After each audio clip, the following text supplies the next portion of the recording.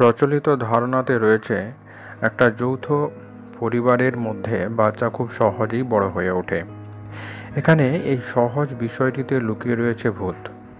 কারণ পরিবারের সদস্য সংখ্যা অর্থাৎ বাচ্চা যদি দাদু ঠাকুমা, কাকি কাকিমা, জেঠা জেঠিমা, দাদা দিদিদের এক বিশাল পরিবারের মধ্যে বড় হয়, তাহলে বাচ্চাকে দেখভালের জন্য বাবা মাকে বেশি কষ্ট করতে হয় না।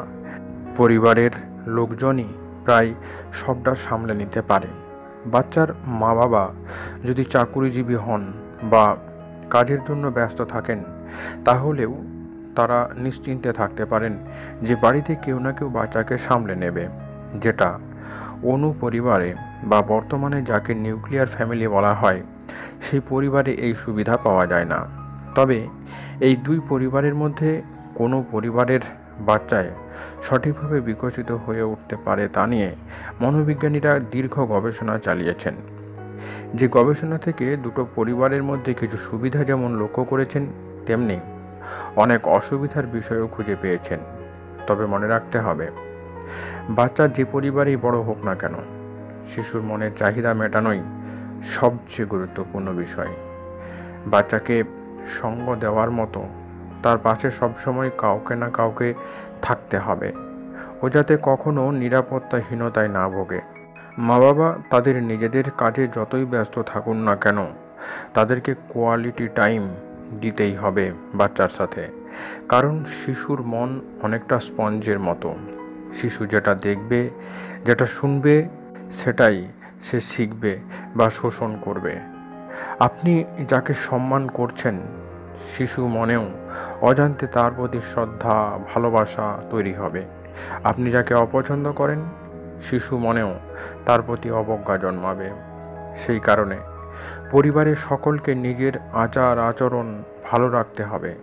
বাচ্চার ভালোটা মুখে বলার চেয়ে ভালো হয় নিজে আপনি সেটা করে দেখান। বাচ্চা আপনাকে দেখেই শিখবে। মনে রাখবেন, আপনার এবং আপনার পরিবারের মধ্যে হাসি খুশি, সরল এবং পারস্পরিক সম্মানের সম্পর্ক থাকলে আপনার শিশুর ভিতরেও পজিটিভ এনার্জি তৈরি হবে, যেটা সমাজকেও পজিটিভ নজর দিয়ে সে দেখতে শুরু করবে। একই সঙ্গে বসে গল্প করুন, একসঙ্গে বসে খাবার খান, দেখবেন আপনার শিশুর মনেও মিলেমিশে একসঙ্গে বাঁচার প্রবণতা তৈরি হবে। আপনি বা আপনার পরিবার বাচ্চার সঙ্গে যেভাবে মিশবেন, যেভাবে কথা বলবেন, বড় হয়ে বাইরের জগতে সে একই আচরণও ফিরিয়ে দেবে। ফলে যে কোনো মানুষ এবং যে কোনো পরিবেশকে খুব সহজেই সে মানিয়ে নিতে পারবে। বাচ্চার সার্বিক বিকাশের জন্য অপর আরও একটা বিষয় উল্লেখ না করলেই নয়, সেটা হলো নিরাপত্তার অভাববোধ। একটা বাচ্চা তার নিজের মা বাবা, পরিবারকে সবচেয়ে বেশি নিরাপদ বলে ভাবতে শুরু করে। কারণ পরিবারই তার ভালো লাগার এবং মন্দ লাগার সঙ্গে।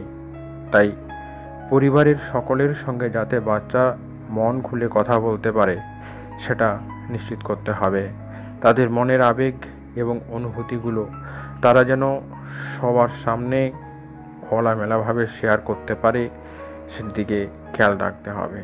তা না হলে তাদের মধ্যে আত্মকেন্দ্রিকতা এবং গোপন করার মনোভাব তৈরি হবে, যেটা পরবর্তী জীবনে খুব খারাপভাবে প্রভাব ফেলে।